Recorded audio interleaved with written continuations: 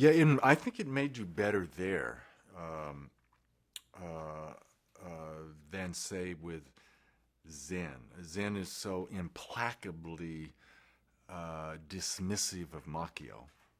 And what is psychedelic experience but super Machio? Um, and Tantrism, perhaps, maybe more open to visionary experience and the reading of signs. But Western religion has deep footholds in that through alchemy, and besides that, it's so splintered. Um, uh, there's room within Christianity to open up all kinds of sects, and they are out there. There are, and what we see in the Udave and the Santo Daime.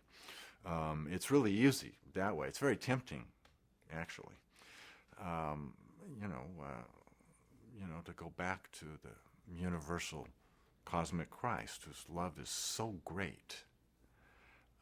There is nothing that is not Him and that is not a manifestation of cosmic love.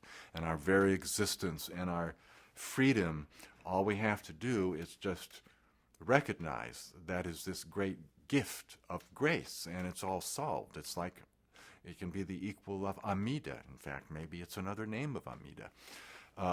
And that these wonderful substances are part of His bounty to help us, revel in the creation. Of course, there are those who say one must worship the Creator, not the creation. And fires are involved for cases of disagreement. But yeah, so I think in looking back to ancient religions, I don't have the, I'm not so gung ho in the mysteries crowd. Those they're finding. I don't know. Some researchers seem to feel a need to explain ancient religion and the mysteries, that there must have been a psychedelic hallucinogenic drug involved. I don't know. People have visionary experience all the time without them. People go on flying saucers. They're not taking, well, maybe they are taking DMT. I don't know. Maybe some of them are. Not all of them are. Some of them just go for rides just because they do. And people used to, meet God and talk to God, especially in the older books of, and the myth that we don't want to let go of. The reason it's so important to us to explain these things in terms of a drug is because we don't want to let go that we're rational beings. And we're not rational beings. We're visionary beings. If there's any forte that we have, any strength, it's our madness, the divine madness. That's the edge we have over robots. So I'm not real.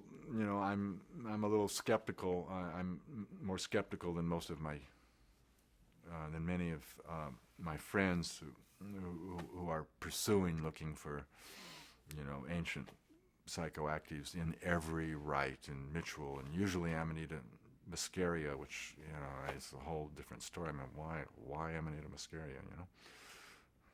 Of anything you'd want to take, but some people like it.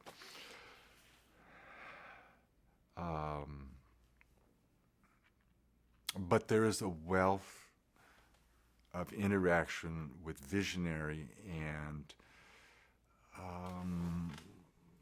let's look at snake cults, the Christians who take up serpents, as we were told.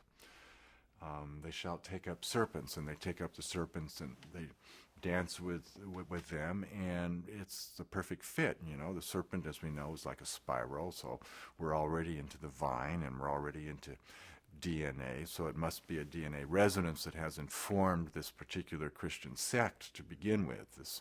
This great. I mean, I'm kind of playing off of some of our friends there, but ecstatic experience. There's more. That's what I'm trying to get at. There's more cases of ecstatic experience in the West than in Zen. And you could go to India, and then and then you come on the whole bhaktis, which is where I think it links together through Dionysus. There's a link from Shiva to Dionysus, which brings us back into the ecstatic vein in the West. That's a whole other story that I'm working on now, actually.